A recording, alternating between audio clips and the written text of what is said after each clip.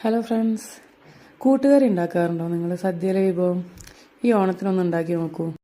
ഇതാ ഒരു simple recipe. അപ്പോൾ എൻ്റെ ചാനലിലുണ്ട് റെസിപ്പി. പെട്ടെന്ന് നമുക്ക് ഉണ്ടാക്കാൻ പറ്റുന്ന ഒന്നാട്ടോ ഈ കൂട്ടുകറി. അപ്പോൾ എല്ലാവരും ഒന്ന് കണ്ടു നോക്കൂ.